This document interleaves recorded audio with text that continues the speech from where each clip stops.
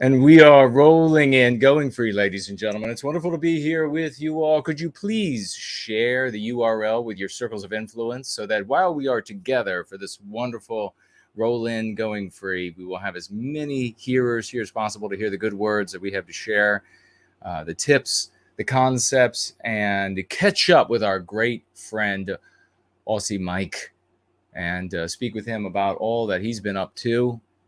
I'll let you all know that if you would like to speak to me, make a comment, a question, whatever it might be over the course of the time we are together, you may tag me as No White Guilt on any of the available platforms that we are on, and you can find links to those in the description below. And you may also financially gift over the course of the gathering. At Entropy, it's up and running.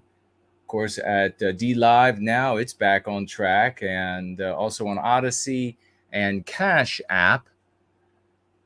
And hello to everybody who is here. Of course, Franklin was here first of all, as he is such a champ.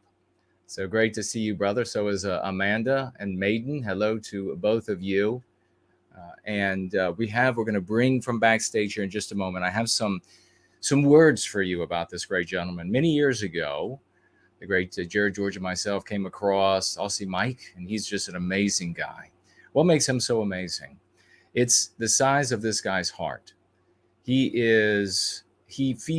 genuinely feels for our brothers and sisters around the world who are persecuted in various ways, and not the least of which, of course, is murder. He has over the years, has had a special passion for our brothers and sisters in our once great country of South Africa.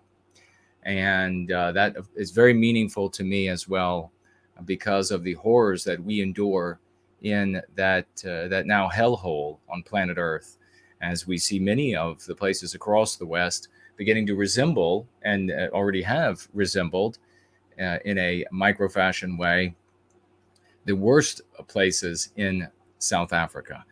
He stood up, and this wonderful gentleman, man of the West from Australia, has stood up and said, I will be the voice for many of the slain. And he doesn't do it in sort of a blanket way. He picks individuals and then he speaks for them over time after they are slain. And he communicates as best as possible, when possible, with their family members, and ends up getting their endorsement in many cases to be able to share the story of these lives that have been snuffed out. So he speaks about many different people. I mean, he's spoken about Ashley Babbitt, and I think the Emma Lovell is another recent just horrible case, and perhaps he'll share that with us. Of course, I think the vast majority of us have come to know Mike for Kayla Meyer, and that beautiful little girl who had her life snuffed out by rabid, monstrous, wicked anti-white non-whites in South Africa, and also Annette Kennelly, and her life and lost, slain by another one of these anti-white monsters, and it leaves behind a trail of loved ones and friends whose lives are irrevocably changed, destroyed in many ways because of the loss of these wonderful people. And if it were not for Mike in these cases, it would be no one. Because the regime's media, they're not going to step forward and tell the stories of these people. Absolutely not.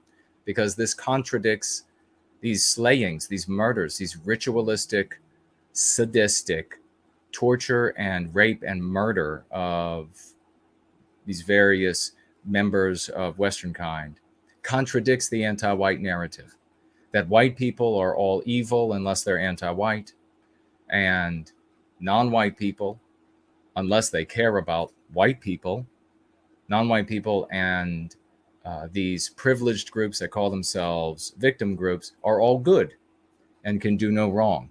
And that these movements, as we have seen in places like South Africa, where anti-whiteism is dominant and it's been white erasing the population, result in this beautiful holding of hands, peace on earth, no harm or crime or tears ever come to the world again, according to the anti-whites. But we see very different. And Mike is one of those reasons, one of those very important reasons that we hear those voices, we hear them at all, or they would be silenced as their physical voices were silenced by anti-white monsters. So I give to you the one and only Aussie Mike. Hello, good sir. How are you doing? It's great to see you. Hello, Jason. How are you, mate? Excuse me. Oh, man. It's been a little while. How are you doing? It has been a little while. I'm excellent. I'm very excited about 23. And 23, we're going free. And I've been excited to have you back on because of the man that you are, the guy that you are. And you're such a champion for our people, for those who have been victimized. And you always moved me right in the heart. Your passion, and you see it exactly as it should be seen. And this is something I tweeted about recently, brother. That when people look at these videos, and there are many of these proliferating, because everybody's got a cell phone, they can make a video and take photographs of these groups of people attacking white people, beating them, etc. And the first thought for so many folks is for the group that's doing the attacking and how awful their group is and what their crime statistics are. And they don't give a single thought to the white person being intimidated, threatened, frightened, beaten, maimed, murdered, whatever it might be. Not a single thought. And that is a consequence of not having a people. And you are the exact opposite. Your heart and your spirit go to these folks. And that says a great deal about the kind of character that you have. And one of the reasons why you're going to have a statue, if we can make it happen, you're going to have a statue, and so many of these others are going to be forgotten. But it's great to see your face, man. It's great to have you on again. And how have you been? What's going on in your life and down there in Australia? Well, I'd firstly like to thank you, Jason, for that very humbling and very wonderful introduction. I actually feel very tiny right now, not very large. And I'd also like to pay a special thank you and tribute, if you will, to our friend Jared of the Great Order, who tirelessly was on this stream for so many years, helped bring me along to your program, and has done so much wonderful work. I hope his current endeavor is going fantastically. Yeah, life's been a little bit busy of late. I mean, other than all the work that you spoke about, my my daughter got married in November. Oh, congratulations. And I'm now a granddad. Oh my gosh, congratulations. That was a little while ago, and he's about 9 months old now. So that's great. He's every time he sees me, he gives you this little grin and little smile. And they were over for Christmas, and we got him a one of those sensory ball pits, with the plastic balls, and you can put him in there and he plays with it. Oh, right. He climbed out of that pretty quickly. Oh boy! But then I saw him crawling past me a little while after, and he had a ball in his hand. I thought, oh, okay, he's got one of his balls. Until I realized it was a bauble off my Christmas tree. Oh my gosh! he got over to the Christmas tree, pulled a bauble off, and then was crawling across the floor. I'm like, can I have that back, please, son? Take it after his grandfather. He wants sensory input. He was like, I'm going to get out of your sensory input cage here. I'm going to go find it in the room around me. That's fantastic. Congratulations. So I think next Christmas he'll be about 19 months. So I may have to decorate the first third of the tree only, because he'll be a toddler then. That sounds like a plan. Keep it safe. Keep it safe for the youngster. That'll be a great memory too. The tree, a third decorated. That's wonderful, man. Well, congratulations. How exciting is that? How does that feel, man? How does that feel to be passing your spirit and your personality, and obviously your great passion that the young man has? How does that feel to be passing that along? It's wonderful. Yeah. I look into his little face, and he looks at me with love, and I'm like, oh, okay. And then he's already so active in getting into things. I'm like, oh, I wonder what you're going to do when you're a teenager. probably a second generation of standing up for people and helping people, because he's got his mother's kindness as well. He already, beautiful. We have a little dog here, who's about 12, and they've had interactions already. And he was gently patting the dog. I mean, the dog's got a bit of nervousness about her, so she was like cowering, but he was just gently patting her on the back, and the dog sort of looking at me going, is this okay to do? I don't know. Help. I don't know. This person's not as big as you are, Dad.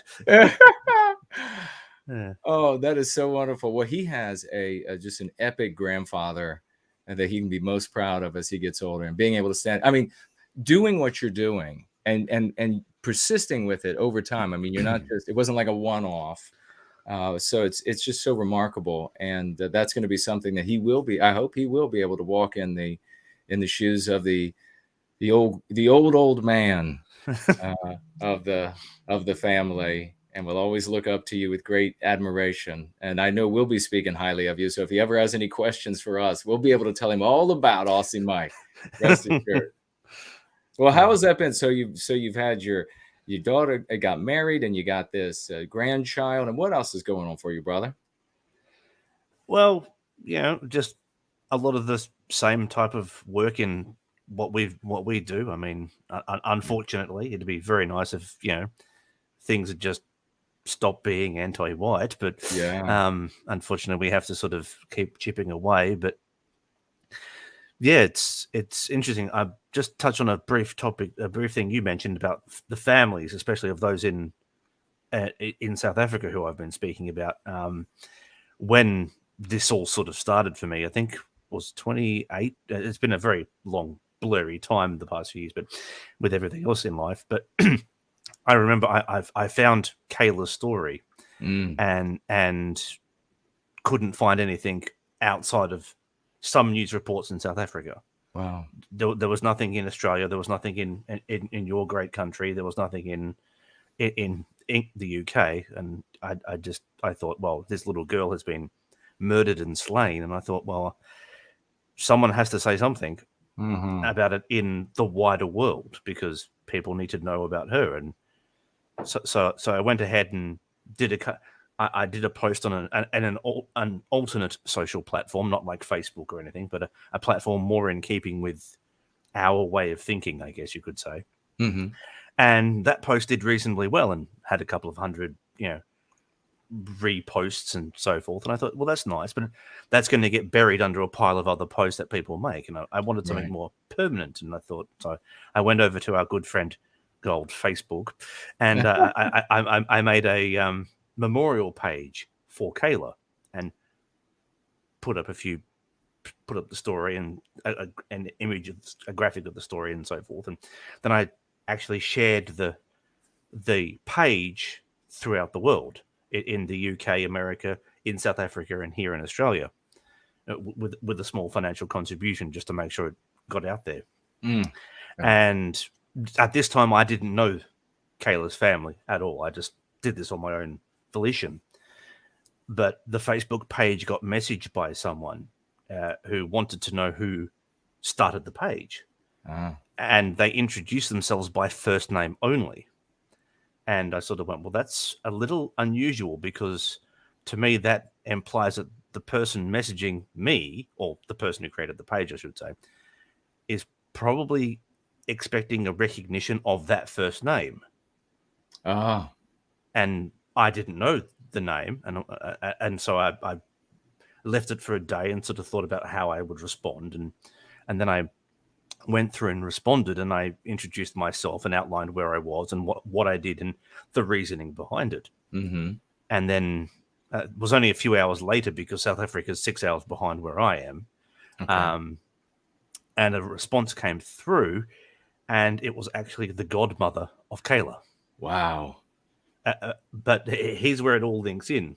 Right. A friend of hers in Australia sent her the page. Whoa. It wasn't. She didn't find it herself, or a friend in South Africa. A friend of hers here in Australia found the page and went, "You need to see this." And then she's contacted me back in Australia. And then through that, I've obviously met her, Kayla's dad as well, godfather as well, who I'm very close friends with. We speak almost on a daily basis. We have some shared interest in sport. So when the Formula One season kicks off every year, we're both in a Formula One tipping competition together. So we're always trying to beat each other and see who does best. And we're always talking. And when things like Kayla's birthday comes up, which was quite recently, January 4th, then we generally talk about that for a little bit. He says things like, I still really miss her and so forth, because they were really close to Kayla. Because they were the godparents, but Kayla's mum worked, so they basically were looking after her all the time and helped her get into school and things like that. And so they were really close to her. So, and then Kayla's godmother actually sent me an email of their experience on that day when they found out what happened. And she opened up all of that to me, and it almost feels to me as excuse me, that she needed that release to be able to talk to someone else, because obviously her husband went through that experience with her, so it's still an inside perspective, but she unleashed the whole thing on me, and it was about a page and a half worth of Kayla's life, and then sort of what happened on that night when they found out the information. And firstly they saw something about Kayla's mum, who also was killed in the same murder, and then basically then they saw Kayla's name, and that was it. They sort of freaked at that point, I guess, because they'd lost Kayla as well as her mum, and also the fiance and the fiance's dad were also all four of them were killed. Monstrous. Yeah, that was a really demonic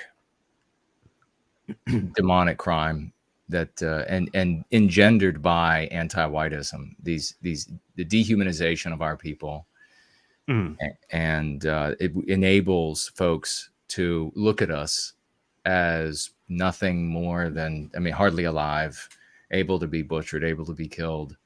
and that in fact it's the act is a moral thing. And Kayla really brought to light, I think, for many people in this community, just how real it is that white babies, brand new white babies, are considered as worthy of this horrific treatment of every type: persecution, discrimination, rape, murder, as the people who are no longer alive, of acts that were committed or total fantasy that are claimed about our people from at some point in the past. And if our entire white sympathetic sphere was composed of Aussie mics, we would already have this under control, because it's love. It's love that walks through fire, and it's that focus on our victims. When you see Kayla as yours, then you will stand up for all of us.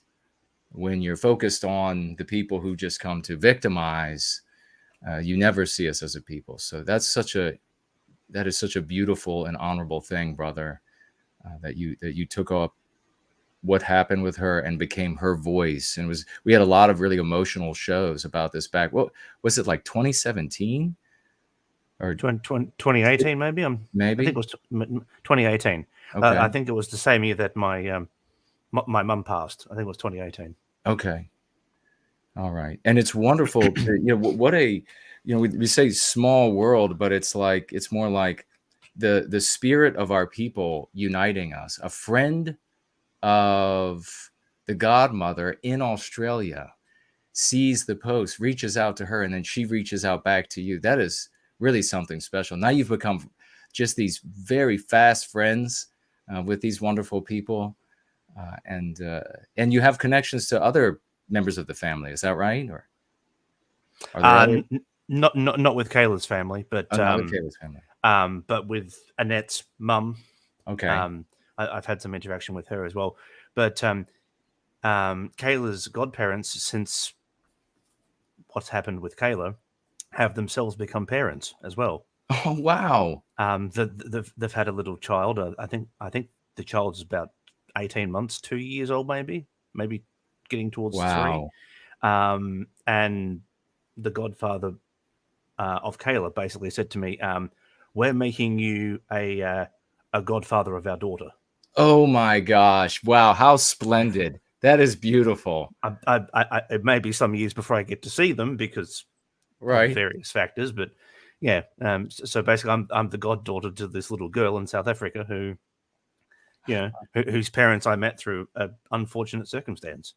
What an honor! What an honor! Unfortunate circumstance, but it was a circumstance in which you got to demonstrate how wonderful of a human being you really are. And that's the thing. I mean, out of love for our people, I've ended up having parents name 2 children after me. You became a godfather, which is one of the biggest honors that there can be. People saying, "I would trust my baby with this man." That's what an honor. And God, I wish everybody could be like Mike. Let's be like Mike. We got to get a saying going.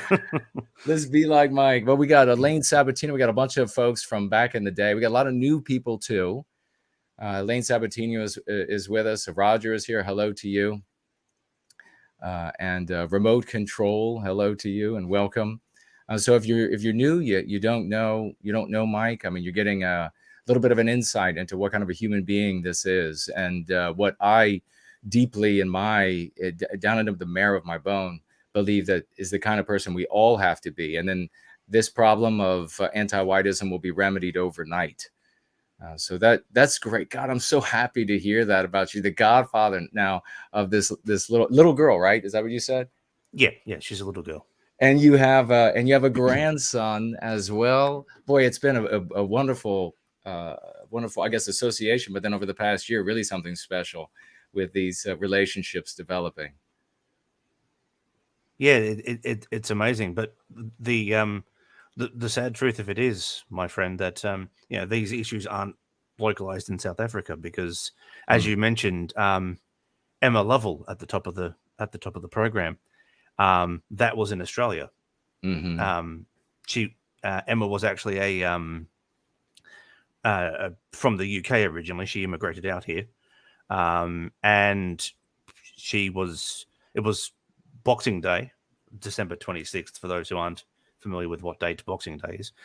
And her home underwent a home invasion from some non-whites, I'm sorry, who had criminal histories. And she tried to defend her home, and mum of two little kids slain in her very front yard on Oh my gosh. literally the day after Christmas. My God. One of the alleged attackers, which we should probably say for safety purposes for ourselves, was involved in another crime against another white person. Oh, really? August 2021, the individual stabbed a lawyer in his home, and fortunately his life was saved from surgery.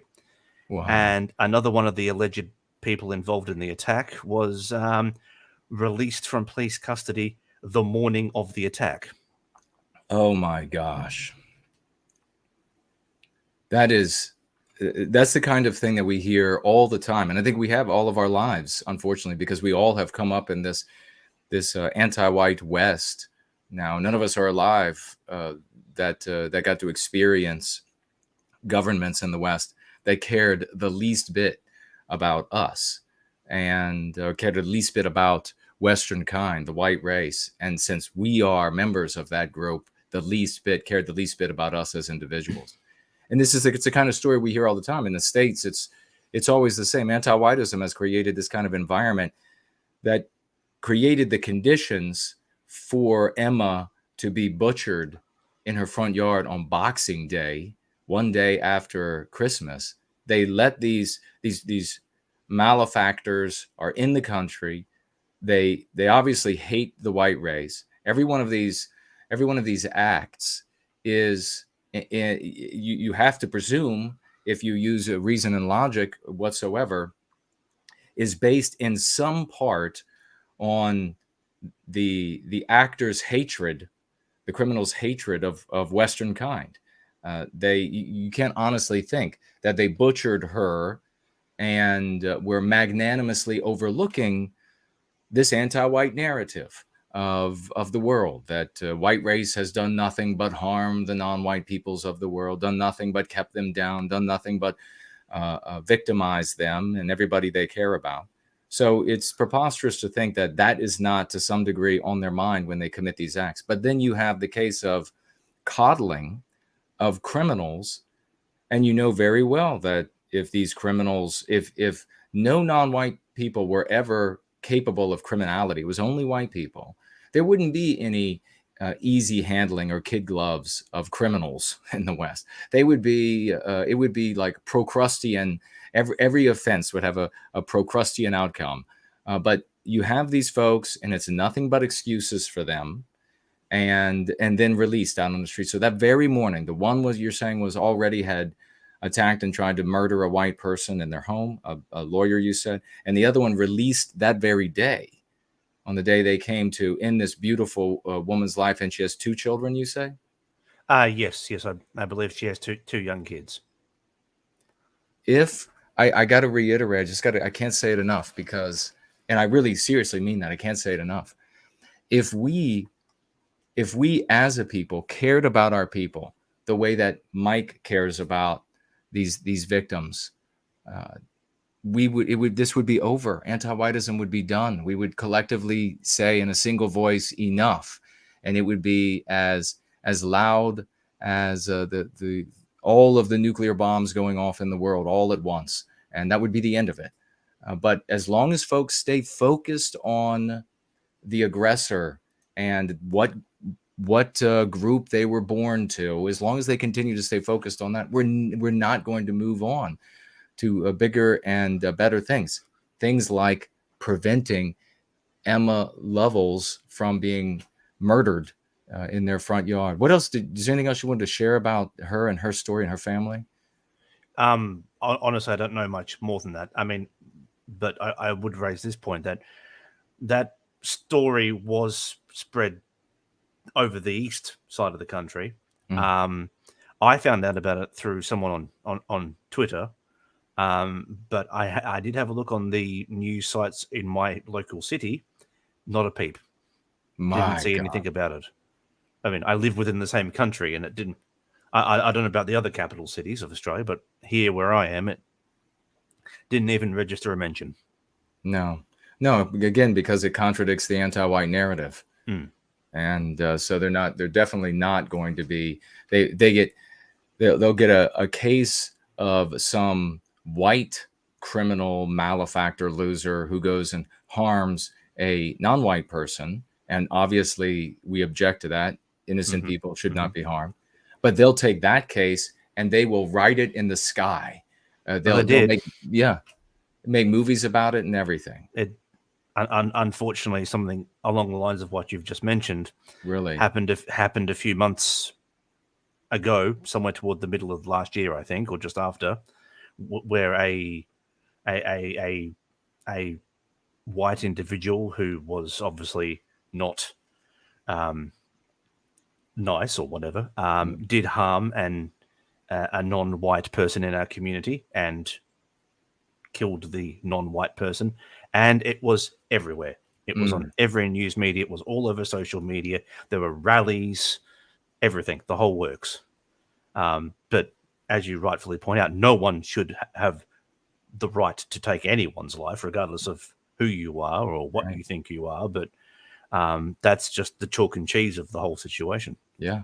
Two completely different responses. And it doesn't see folks, you're looking at the remedy. You're looking at the remedy to this problem. You can't keep focusing on the being white negative, focusing on the bad attributes of other groups of people. You can't continue to say, well, look at the hypocrisy. It's just all hypocrisy.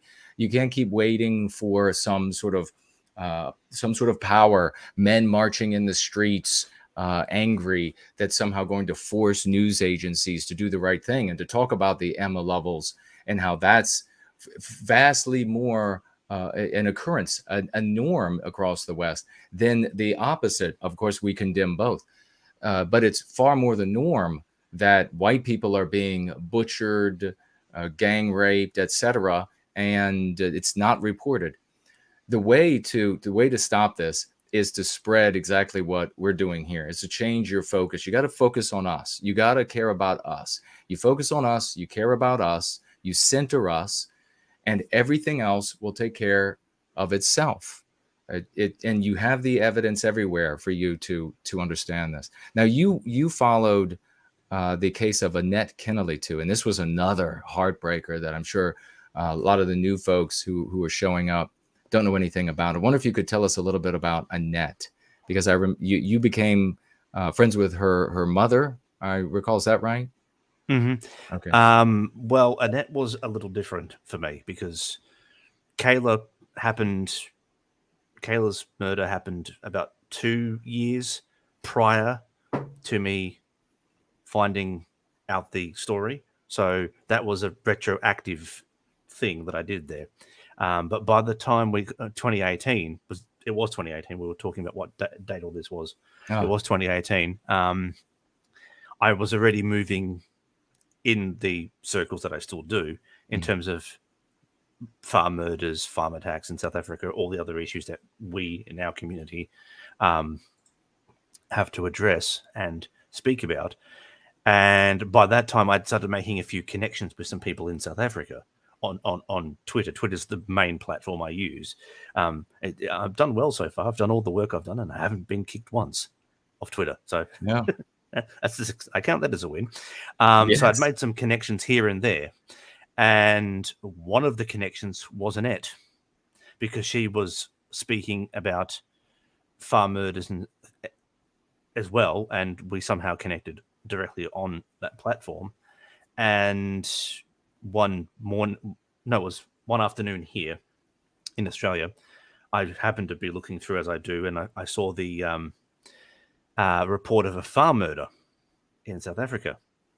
And I went, okay, it's a farm murder. So I went through and did what I spoke about it, retweeted, so on and so forth. And then later on, some more obviously they know of a murder, and then they released details later, and then the details got announced, and it was Annette. So that was that came in very personal level because I actually knew this individual. But I can't say overly well because we live on the other side of the planet from each other. But we'd spoken, we've interacted, we got along, we were friends, and then she was killed in early May 2018 by someone who was, I think, in her employ, if I recall correctly. Yeah. And then it was after that I made contact with her mother because I managed to trace that line. And yeah, she was killed, and she was a person who took precautions. Yeah. Because it's one thing for you or I or any of our friends in our community here to speak about such things because we're in Australia, America, wherever we might be. But white people in South Africa are arming themselves to a degree. Right. Farmers on the rural properties, they actually have something similar to a rural watch now. So they can literally just hit a button or make a quick call, and a private security force will be at the property as quickly as they can because the police are ineffective. Right. The police are not good in these regards. So they have these, and a number of farm attacks haven't become farm murders because of this reason. Oh, thank God. The farmers are better equipped themselves, and B, these people are on call to help almost at the drop of a hat. And some groups in South Africa are actually actively helping them with security equipment, cameras, etc. as well. So because a number of these farmers are reasonably elderly people. Yeah. I mean, Annette wasn't that old. Annette would have been in her 50s. But some of these farmers are 60, 70, 80 years old. And, that's one of the rural location of where they are obviously makes them a prime target because you're in the middle of the sticks, you're in the middle of nowhere. Yeah. But because the people are more elderly, it's harder for them to defend themselves. They're not as quick at getting help. And no, I've seen farm reports of people in their mid 80s have been slain by these people. These are people who have given their lives to farming and supporting the community over there. And obviously things have changed in South Africa in the past 35, 40 years, but these people have no regard for that, and they just, take these lives. But yeah, and Annette was actually a personal friend of mine, and it was a little bit of a blow when she because that was the first person I'd really known, and she was taken from us. But yeah, I did all I could to help her memory as well, of course, and continue to do so when her birthday comes round. I generally put out something and so people help remember. And like when Kayla's birthday comes round, I generally encourage people to change their profile pictures or share a purple heart or something. Purple was Kayla's favorite color and things like that. And there's always a very positive response. So, and Annette was a friend and an activist in our sphere. I mean, I think she knew of your work. Yeah.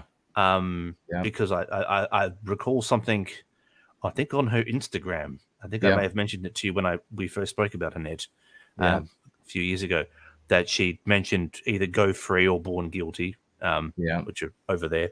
Yeah, I saw them on the bookshelf. That's fantastic. So she was aware of your work, even from where she was in South Africa. So your reach is definitely getting out there, brother. Keep it up. We're making a difference. Well, thank you. And that really, Mr. Jared George and I, when we found out that she was follower and had purchased, I think it was Born Guilty, but maybe it was Go Free, and then A Friend of Yours and Slain, especially. Obviously, there's no good way, but there are worse ways, and that crushed us. Mr. George and I had some long conversations about that, how real this is. This is some people on the internet, and even before the internet was robust enough to carry all of these conversations about anti-whiteism, what's going on in the world, folks' opinions or disagreements. They, back when it was like newspapers, monthly newspapers, weekly newspapers, and that sort of thing. There are people out there who look at this almost like it's, I don't want to say a video game, but it's almost like a hobby. And part of the reason why they can look at it and what's happening as a hobby is because A, they're insulated from the consequences largely, and B, they're white negative. They're focused on the negative aspects of other groups of people, and instead of truly loving and identifying with our people, our brothers and sisters around the world. When you begin to develop a love, or when you come with such good character, like folks like Mike comes with, then it doesn't matter how vast the oceans that separate. It doesn't matter how many miles apart. When we are murdered and slain and discriminated against and persecuted and malnourished and etc., when these things happen to us, we feel it. That's to be in touch with that spirit that's inside of us, that one common spirit. That's what it means. And another testament to that power of that love is that, Mike's been doing this for a very long time, and I've been doing this for a very long time. And even with all of the anti-whites, with as much hatred as they have for us, and some of them really just, wildly crazed individuals, they probably would be in insane asylums if we still had those things. We persist. We continue to be. We have the stamina to remain. They don't come after us like they do other groups, because we're not their perfect demon in their fabricated story. So they don't get as much pleasure out of silencing a me or a Mike. It's just not as fun for them. But that's another testament to the power of love. Another testament to the power of love is that I really think about this, folks. When we talk about an Annette Kennelly or an Ashley Babbitt or a Emma Lovell or Kayla Meyer, when we talk about these people, we're citing their names to remember them for who and what they were, for that life, for all that was lived and could have been lived, for all of the promise that was there and was yet to develop. It's for them. We don't cite their names as a bullet point for how bad another group of humanity is. There's a fundamental difference there. And if you're still struggling with that, it's okay. You just got to know that there's a fundamental difference there, and you really have to work on being in the right place with the right focus, because it's always and will only ever be love that can conquer the mountain, that can conquer the sea. It's never been hatred of another group that accomplishes anything. Those are a lot of words come out of that sort of thing, but no profound accomplishments. So yeah, that was a how did that, if you will, if you feel okay with talking about it, how was it for you when it was somebody you knew who was living in one of these environments that really is all of our future, not just us in South Africa, but that's really our future everywhere across the West, as we see. I mean, I just tweeted about a story in France where an elderly couple just had their home invaded by anti-white people who are border crossers, and they have come in and they're now squatters. They're just claiming the house. They have children, they're young parents, and they just said, okay, it's ours now, and nothing is happening. I mean, this is all of our future unless we put an end to anti-whiteism.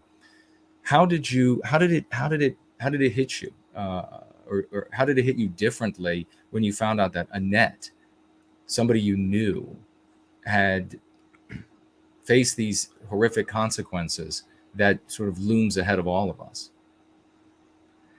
It certainly put a weight on my heart for a while. When I found out it was Annette, it took me some time to process it and to come to the realization that it had happened. I mean, I don't kid myself, as none of us do. We know the situation in South Africa, so we know that what can happen. But when it's someone you know on a personal level, excuse me, then it does feel different. It took me some time to process it, to come to the realization that this person isn't going to be here tomorrow when I get up and do something and want to say something to them, or want to share something to them to say, look at what I've seen, or could you share this yourself? That connection is not there anymore.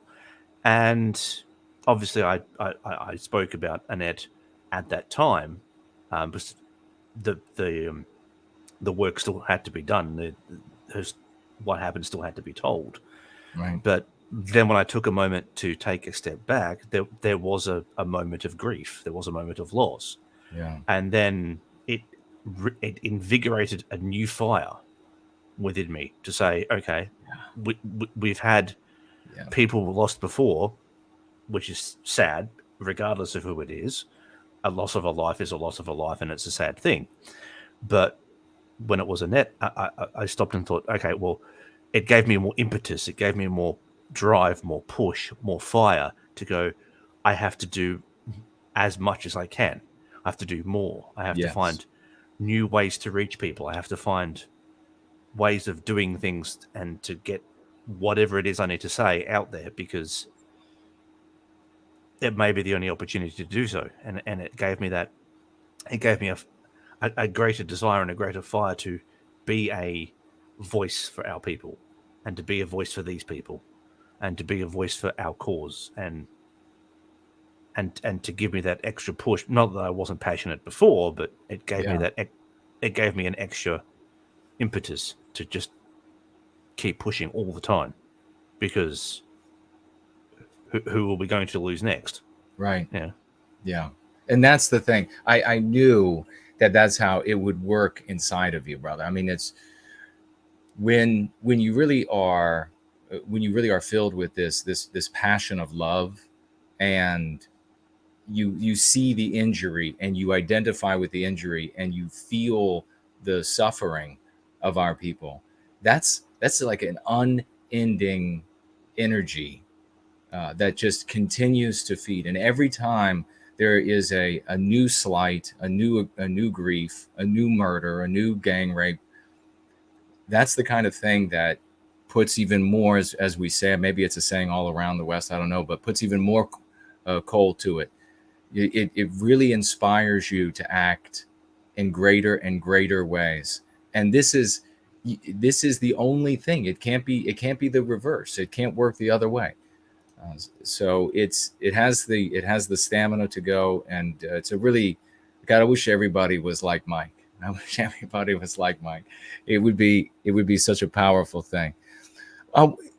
If you don't have anything more to say, I mean, if you have any others that you're focused on, brother, you please by all means share those names with us. But if you don't, then I'm curious about what's going on, or if you do, then afterward, I'm curious about what's going on that you can talk about in Australia. Has it, since we last spoke, has it gotten more anti-white? Is it more restrictive, less restrictive? No, there's no one else to speak about. I was hoping that you would give me some time to talk about some domestic things. Yes, yeah. On the surface, you wouldn't think so. But if you look at some things that are running behind, I mean, I don't know if our friends everywhere know much about what our political structure here is. No, please go ahead and share. But much like most places, we have a federal government, which it governs the entire country.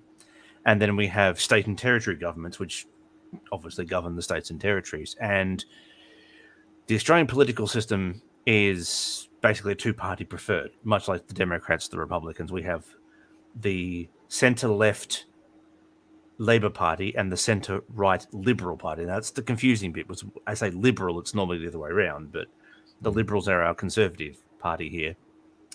And at the moment, I did actually have it on my Twitter a little while ago.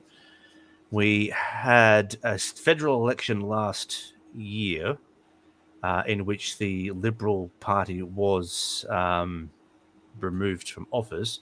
And if I recall correctly, there's only 2 states out of 6 currently under a Liberal government, and all the rest is now under the centre-left Labor government, including our federal parliament. But the thing the federal government is trying to do, and I don't know how this is going to play out at this stage, I mean, is they're trying to, obviously Australia, like many other places, have a First Peoples, people who were here before Western colonisation. And the federal government is putting together a referendum, because voting in Australia, incidentally, is compulsory. If you're an Australian citizen, you're 18 years or over, as I am, obviously. I may not look it, I know. The grey hair and the receding hairline sort of gives it away. Voting is compulsory for those who are 18 years and over. So if the federal government puts a referendum or an election out, we all have to go and vote. Okay. And this referendum is what's called a voice to Parliament for First Nations people, for the Indigenous people of Australia. And the government's not saying very much at this stage as to what that exactly is framed in. Okay. As in, these are the parameters of what we're looking for. And the interesting thing about Indigenous culture in Australia is it's that diverse. It's more diverse than, almost as diverse as any other culture. I mean, there's literally hundreds of different languages spoken across the country. There's all these different people living who traditionally would live in their, areas. Right. It's so when you introduce a voice to Parliament, how are you going to define who has that voice, or where that voice is coming from out of the population of Indigenous Australians? And it's already becoming, I wouldn't say divisive, but I have already seen this morning a member of the Labor government who is an Indigenous individual saying this is coming up to recognise Aboriginal and Torres Strait Islanders. Will you be voting yes?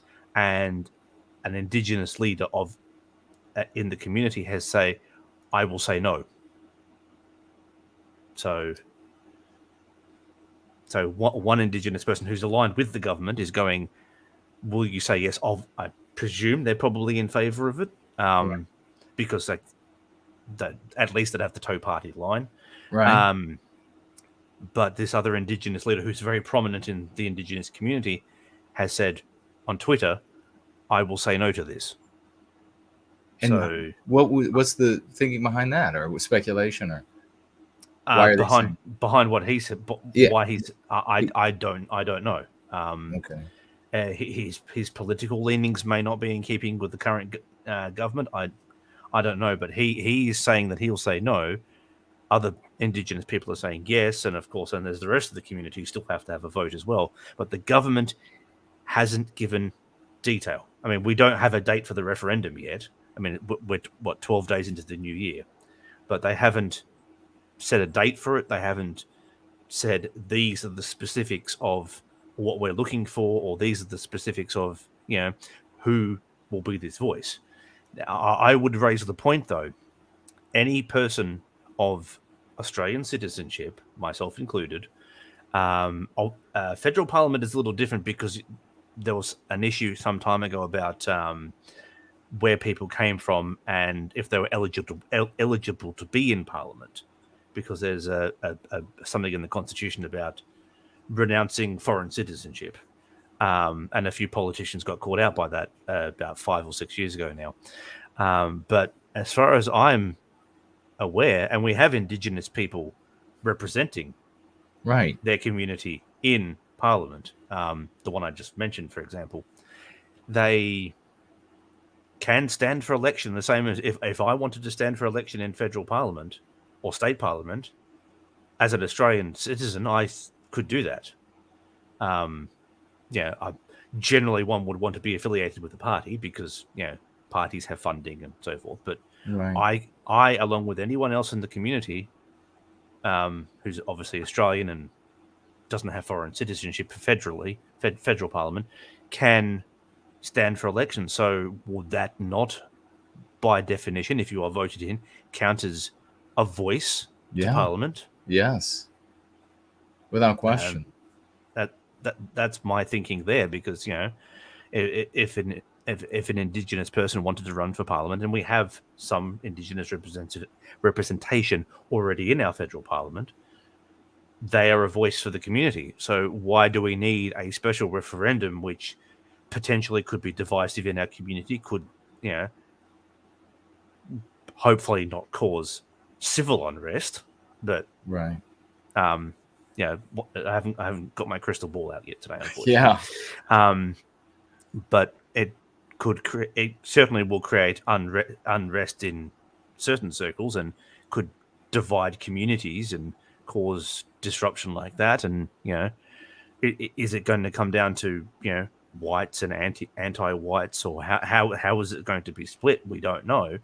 I mean, voting, of course, is a secret thing. You just go, do I want this? Yes, no, put it in a box, and you walk out. No one knows who voted yes. No one knows who voted no. Right. There's obviously no name on the ballot paper. But, it could potentially be a hotspot in our community this year for, how this is going to go. The government needs to tell us something. The government has said, we're doing a referendum this year for a First Nations voice to Parliament. That's literally all they've told us. So we have no information as to what we're saying yes or no to, other than the flashy title. I would like some points. I would like to know what kind of power this voice would have in our Parliament. Not necessarily who's going to be there, but what kind of power those individuals will have. How are they going to get an Indigenous voice of Parliament when there's that many different Indigenous cultures in Australia who would potentially have different, the Indigenous people here in my area perhaps would have different values or needs or wants from a voice in Parliament to, say, an Indigenous community in Tasmania or Queensland or the Northern Territory, which is still primarily a lot of Indigenous up there, because as with our Northwest, but it's a mess. Well, I wouldn't say it's a mess, but it's not clearly defined, and it needs to be, because we're going to be voting on this thing sometime this year, whether we want it or not. And obligation is, I will have to go into a polling place on the designated day, get my name scratched off on the, because we still use paper for electoral rolls. We don't do things electronically. And we get the name scratched off, and I have to go say yes or no to this thing. I would like to know what I'm agreeing or not agreeing to. Before I walk into the polling place. It seems, I would just think that, just jump in for a sec, they're keeping it ambiguous intentionally. This additional voice for non-white people, a post, and what kind of power will it have? A lot, I would imagine, because in the anti-white narrative, anti-white morality reigns supreme, and that will anti-white morality influences or informs every decision, for every rule, every law, every code, every custom. And here you would have somebody enthroned, almost like a pope of anti-whiteism, it sounds like, because any sort of anything that they would articulate would be coming at you with the force of anti-white morality. Their voice is what matters. Their opinions are what matters. Their concerns are what matters.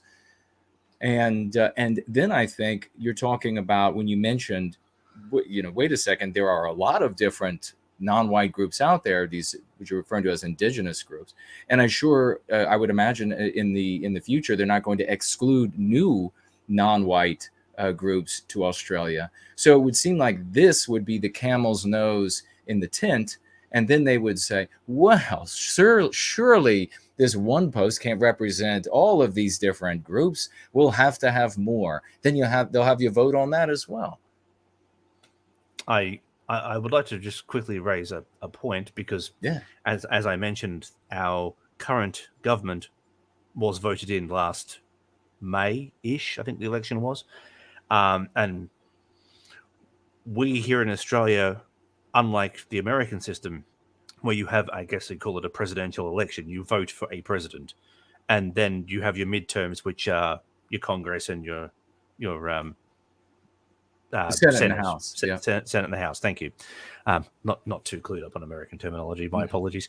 When we vote in our elections, our state and federal elections, we vote for a party. Right. And it's a two-party preferred system. So even if you vote for a minor party, you might vote for a party which is in keeping with, our way of thinking, for example. That vote will be eventually preferenced to one of the two major parties. Generally, the parties have the preferences in line with the minor parties of similar ethos. So, your vote will still go to a party which is still relatively in line with what you're thinking, but it's still a two-party system. So before this election, the current prime minister, I jumped ahead there. The leader of the two major parties, whichever major party wins that election, by default becomes our prime minister. Okay.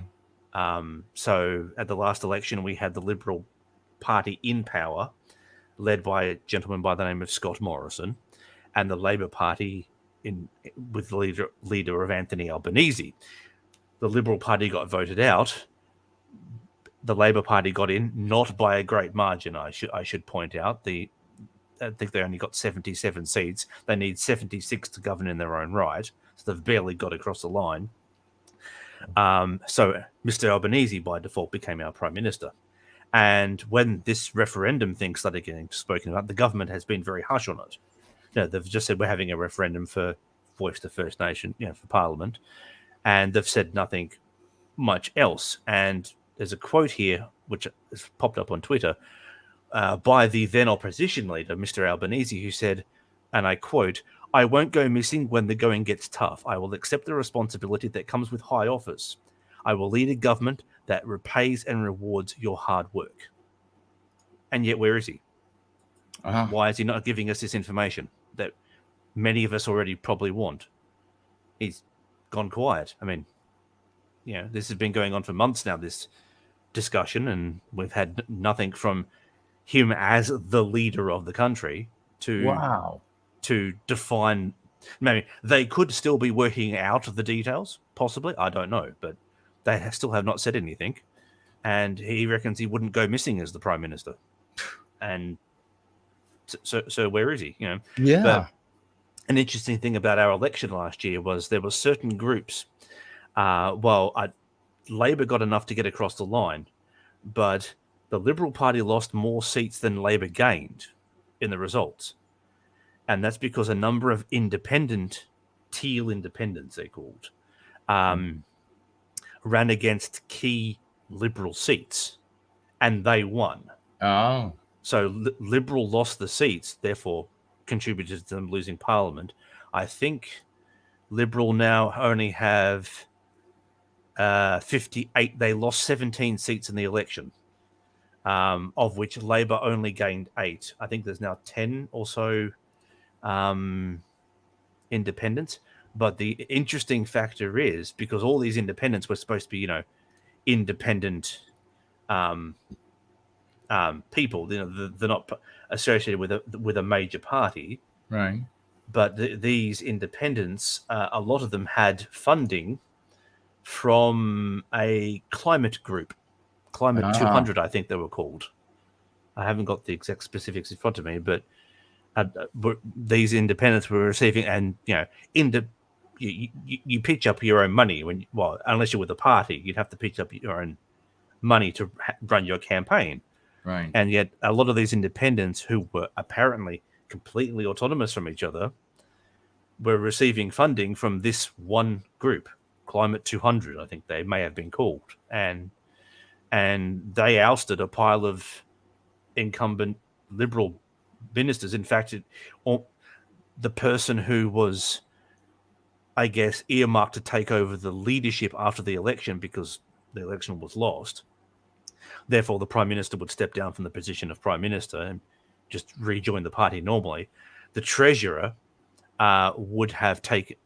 was earmarked to be the next leader. He lost his seat to an independent.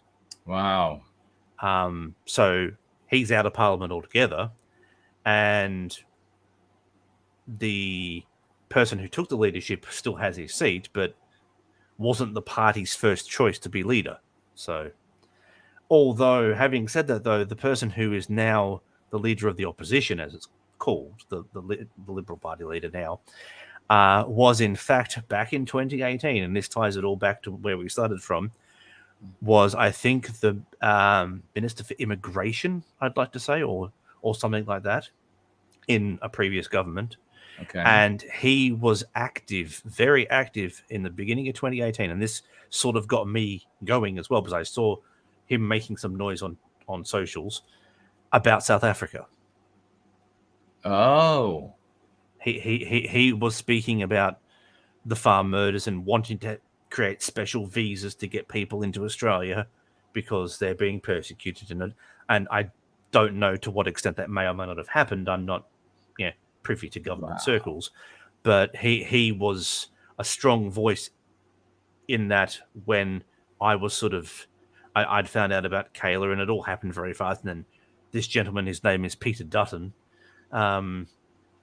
was the immigration minister and wanted to help these people, and it sort of got me started as well. And now he's the leader of the opposition party in our federal parliament. So, wow.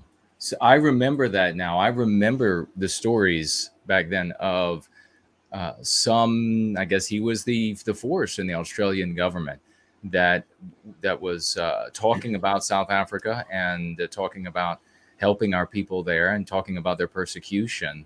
And it seems like this was the retaliation from anti-white groups. Suddenly money came in, probably an ad hoc organization, the Climate 200 or whatever it was, to take to, I guess, remove him from office and to prevent the Liberals, which are the Conservatives in Australia, from having the vote there.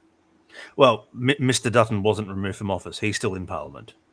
Oh, but he's no longer in charge of immigration. No. They're now in the opposition, so they're not even in power at all. He's still in office. He still is in the Parliament, but he hasn't. Gotcha. He's not in the government anymore. Gotcha. Wow. Really, I think, in the States, we see this kind of thing happen all the time, and it's amazing just to watch it to play out with perfect uniformity as the anti-whites always attack and undermine all the way around the world. And in our once great country of Australia, there they are undermining, throwing the door wide open to immigration to everywhere but white countries, retaliating against even the conversation about what's happening to our people in other countries, persecution, discrimination, and some even will use the word genocide with what's happening to our people in South Africa. And then they retaliate in this way. Now you have them moving even further, it seems to me like, in the government there, to prevent our people from, well, let me rephrase, to decrease the voice and the expression of that voice and the power behind that voice of our people in Australia by adding this Pope-like or bishop-like position to the government that surely will be speaking in the interests of these other groups, and in a way that will be, as we see it elsewhere around and across the West and have for the totality of our lives, at odds with our well-being. What a scary thing. We hear things from Australia, the kind of things that the government is doing to our people there, and it's a really scary thing. What's the actual like feeling?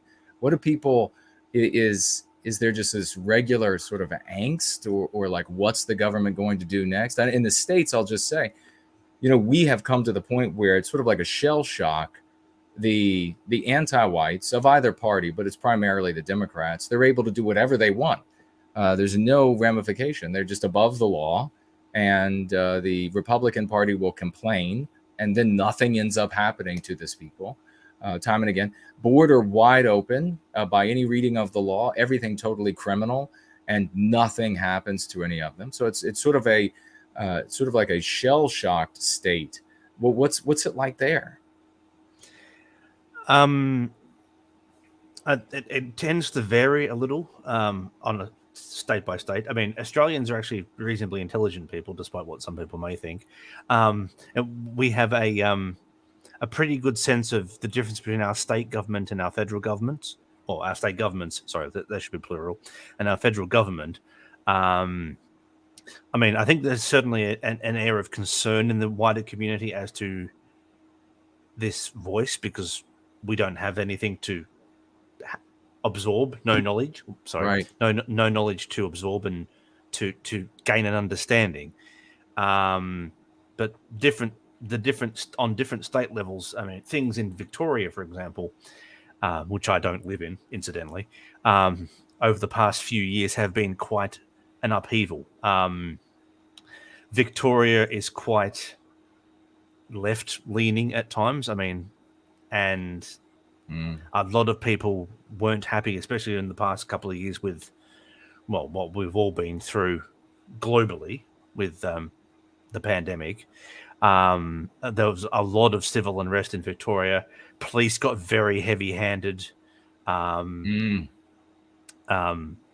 There's footage available to anyone who would like to find it. There's been pictures, obviously, of a white woman being physically assaulted by police in Victoria because she wasn't wearing a mask when apparently that was the requirement, but she had an exemption. But they still arrested her. They still physically assaulted her, pushed her against the wall, pushed her on the ground. God, it's things here have been relatively subdued.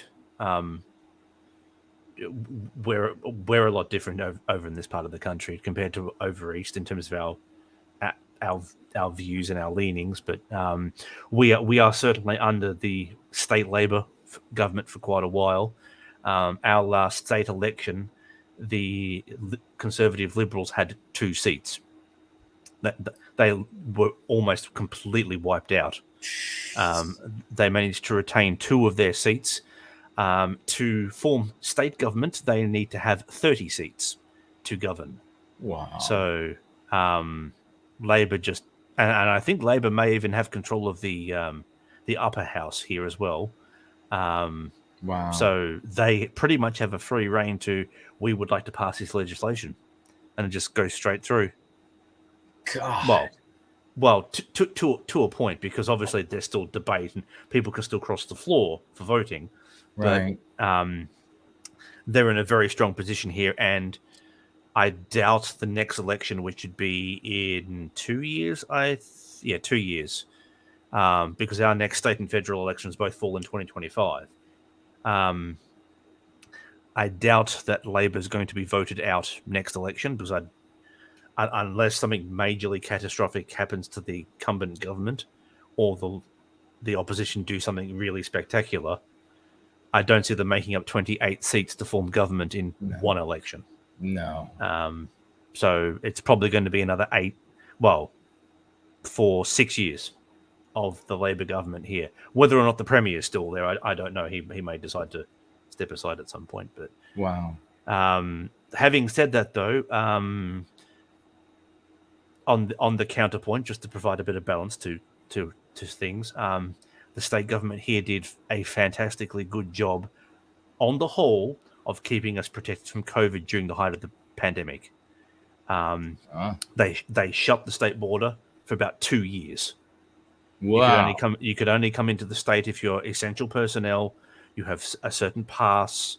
You test and so on and so forth. We had COVID cases everywhere, but over East they had 8,000, 10,000 cases a day. Here, a few hundred. How about that? A lot less. It wasn't until I think the start of last year that the border was actually reopened properly, and travel between our states, us and the rest of the country, could happen freely. And obviously our numbers went up because naturally people were coming in. But for the whole, on the height of the pandemic, as it was called back then, we were mostly isolated because of our geographic position where I am. We're physically very distant from the rest of the country. Right. So you only can get in really by a multi-day car ride from the nearest capital city.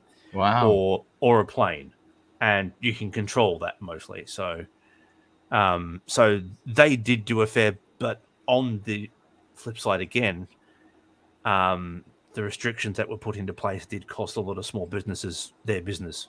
Yeah. Imagine so. As it happened all over the world, no doubt. I mean, no one's an exception to that, but most notably, a locally owned cinema chain, has had to close, I think, 2 or 3 of their cinemas because since the pandemic since things have opened up again, and they were offering $10 tickets for people to go see the movies, and business just wasn't picking up properly, and they had to get auditors in, and so even my local one, about 10 minutes from where I live, was one of the ones that was affected and had to close.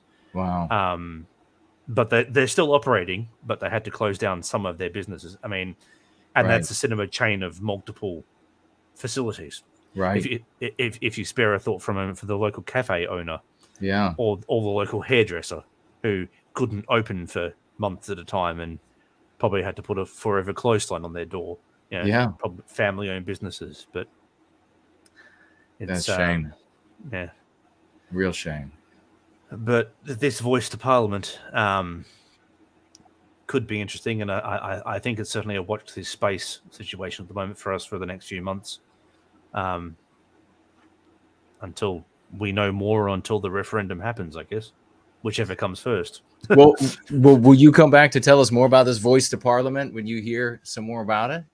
Certainly, yeah, I'd be happy to come back on. That's no problem, brother.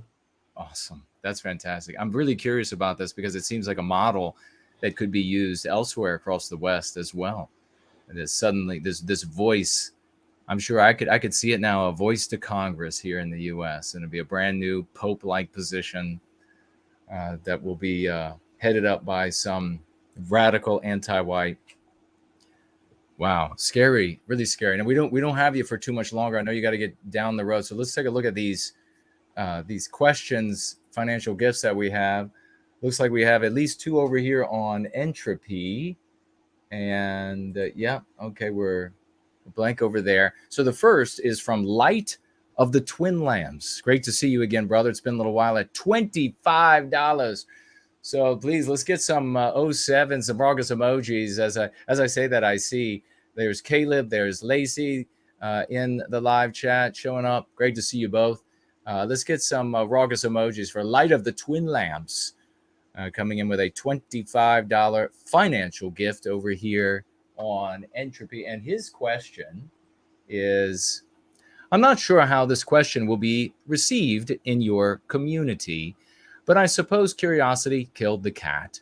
Should indigenous peoples, and then in parentheses here, First Nations, Maori, Native Americans, etc., be the only ethnicities that white people should make race-based concessions to, or no, because it is not done in any other part of the world? Well, I can speak to that, brother. Absolutely no, because that would mean race-based concessions would mean that white people would have to be guilty and making compensation. So in other words, that little white baby named Kayla, who was butchered ritualistically and raped to death, she would have to feel white guilt. She would have to be white guilted, and she would have to make amends to people who were not victimized, didn't lose any territory because of when they were born. So for the same reason, you're supposed to not have the children punished for the acts of the father or 10 generations back or whatever it is. You can't have the son or the daughter rewarded, benefited for real or imagined harm that occurred generations back. Everybody could make the same sort of claim. And the only reason why it seems in the modern West, the anti-white West, that there could be a claim here is because of the anti-white narrative. It's because of that history. If you step out of the anti-white narrative, you see that every single people could make every almost imaginable claim based on historical injustices on every other group of people. White people could make a claim against American Indians for all of the attacks, the slaughter, the scalping, the butchering. When white people built colonies, the attacks that they endured, they could make claims for all of that. So, in short, the answer that I would give is no. Mike, did you want to take a stab at that, or did I cover what you might say? No, I think you pretty much covered what I would be saying there. I would be in agreement. All right. And we have also a great from our community here in Tall Kevin 87. Great to see you, brother. Financially gifting $4. He says, Mike, I know an Aussie gal. Any tips on what kind of women they are? Likes, dislikes in men? What kind of food do they cook? Keep up the great work. By the way, Foster's beer is great. All right, Mike. Any answers for that? Aussie women, what do they like? What do they like to cook or eat? Well, I don't know about Foster's beer. I don't personally drink that particular drop myself, but Aussie women. Well, I mean, you can never go wrong with the good old Barbie, good old barbecue. Yeah. A range of things can be cooked, but yeah, the barbecue is always good. Just invite some friends over. If you're partial to some Fosters, get some Fosters out, or some 4X, because people in Queensland can't spell beer, so they call it 4X.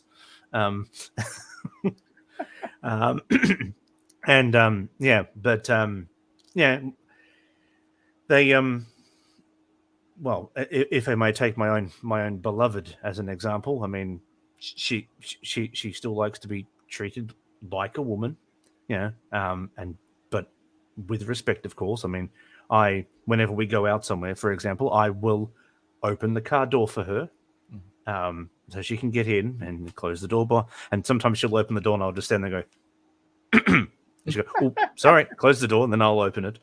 I will be completely honest. I do get some looks. No one's actually ever said anything to me, but I do get some looks from some people. And I suspect if someone did say something, my wife would actually be the first one to pipe up and go, I want my husband to open the door for me, so sod off, because it, treats her properly, and looks after her. I mean, at the moment, she's actually in hospital. She's just had a procedure. So yesterday I spent about 8 hours out. Travel time was about 1 hour and 40 minutes each way on the train just to go and visit her, because I love and respect her that much. So, so a Barbie,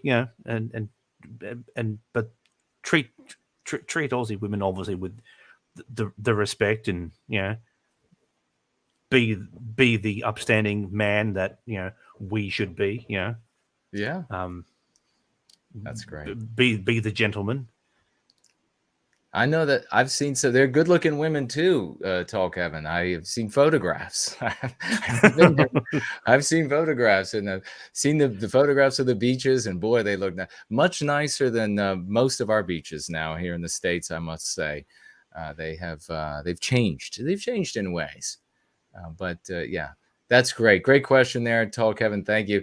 And I've only got a couple minutes left with Aussie Mike, the great Mike, Be Like Mike, and JK160, another long time in service to white well-being, financially gifting $5. Thank you, good sir. And he says merely this: great guest. I couldn't agree more. God bless you for that, brother. Thank you. Mike, anything else you want to share with us before we let you go? You just let us know. Is the wife going to be she's going to be all right, or everything okay?